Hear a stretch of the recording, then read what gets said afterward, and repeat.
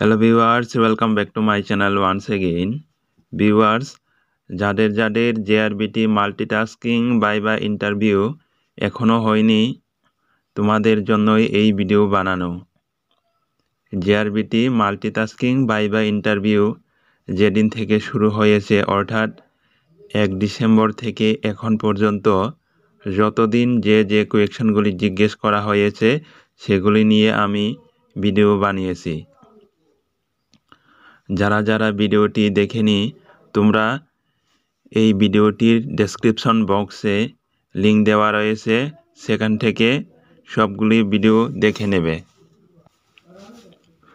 Viewers, যেসব ক্যান্ডিডেটদের এখনও viva interview বা মৌখিক ইন্টারভিউ হয়নি, তোমরা কিন্তু ভালো করে প্রিপারেশন করে যাবে ইন্টারভিউ দেওয়ার জন্য। কেননা এবারই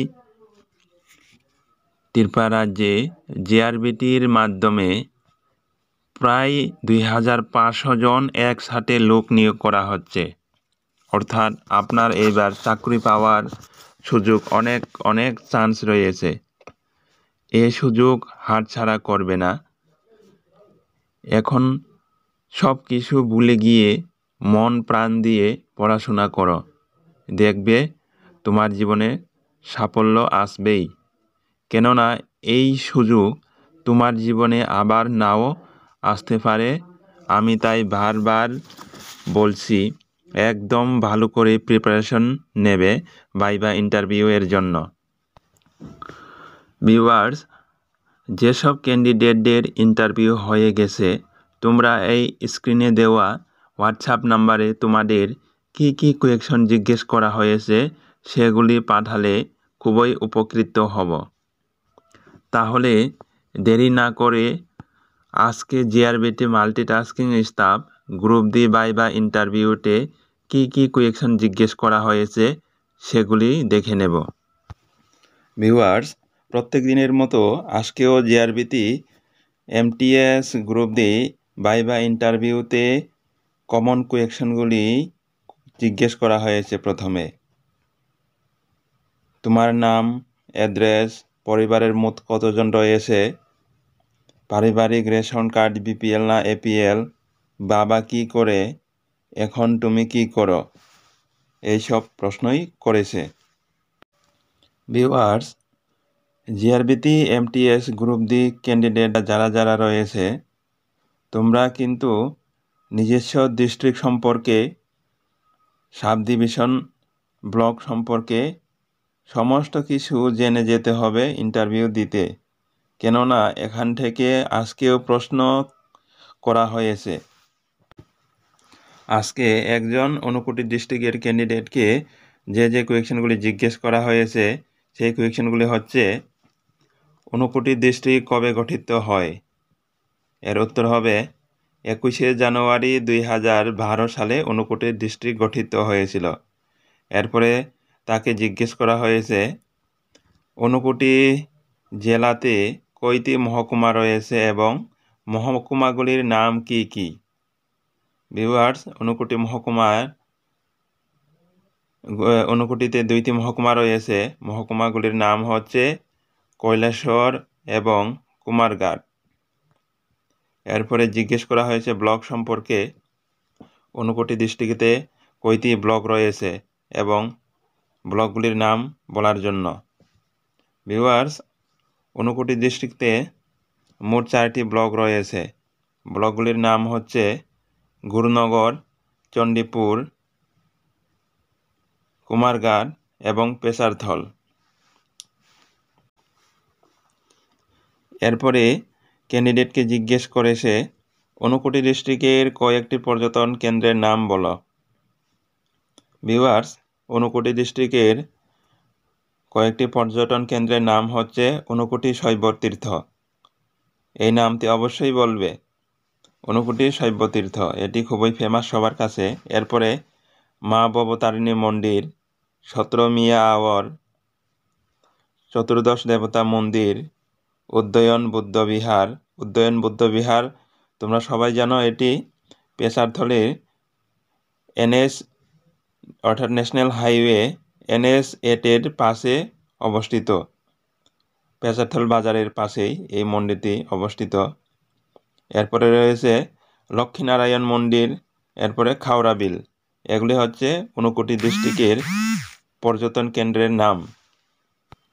এরপরে ত্রিপুরা জেনারেল নলেজ থেকে কোয়েকশন করা হয়েছে ত্রিপুরা রাজ্যের বর্তমান শিক্ষামন্ত্রীর নাম বলার জন্য।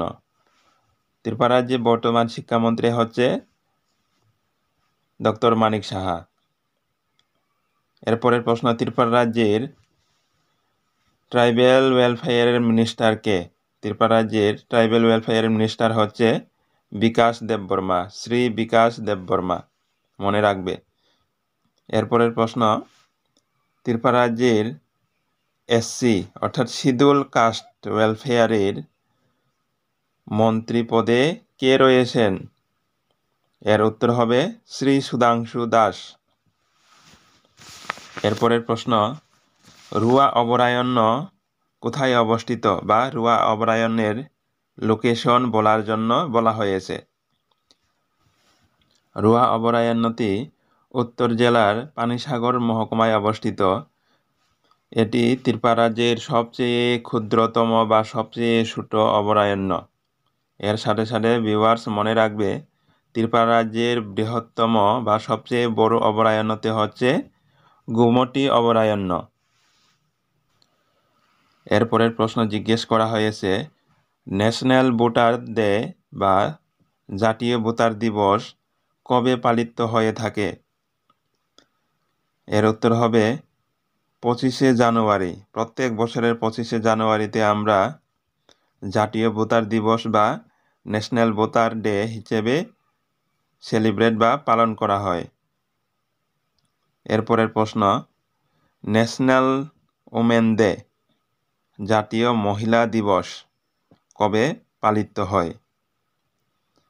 জাতীয় মহিলা দিবস প্রত্যেক বছরের 9ই আগস্ট পালিত করা হয়ে থাকে। এরপরের প্রশ্ন, ত্রিপুরা রাজ্যের প্রথম মহিলা রাজ্যপাল কে ছিল? ত্রিপুরা রাজ্যের প্রথম মহিলা রাজ্যপাল কে ছিলেন বা ছিল? এর উত্তর হয়ে যাবে কমলা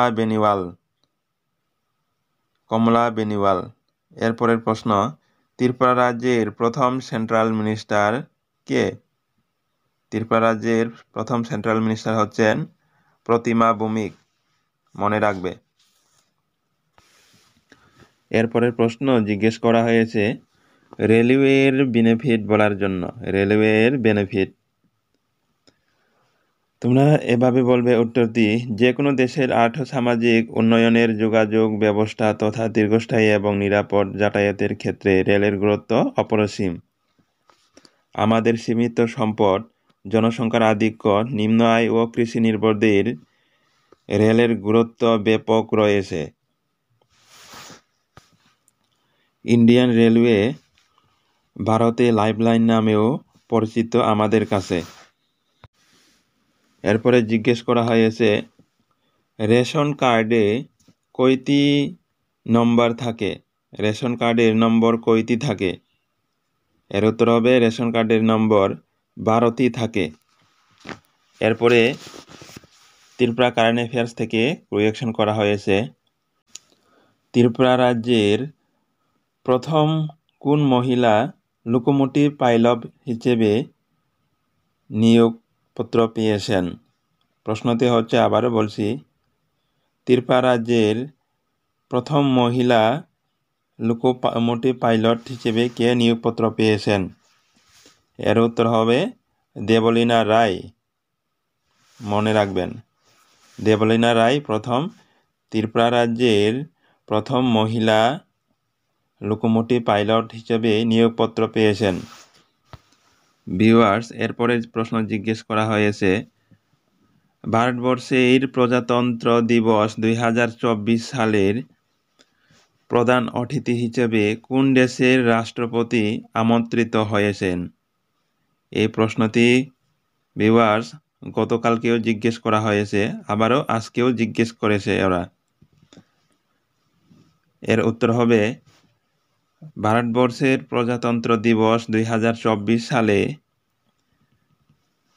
ফ্রান্সের রাষ্ট্রপতি প্রধান অতিথি হিসেবে আমন্ত্রিত পেয়েছেন। ফ্রান্সের রাষ্ট্রপতির নাম হচ্ছে ইমানুয়েল ম্যাক্রন। মনে রাখবে, ইমানুয়েল ম্যাক্রন হচ্ছে ফ্রান্সের রাষ্ট্রপতি। তিনি ভারতের প্রজাতন্ত্র দিবস 2024 সালে আমাদের দেশে আসবে।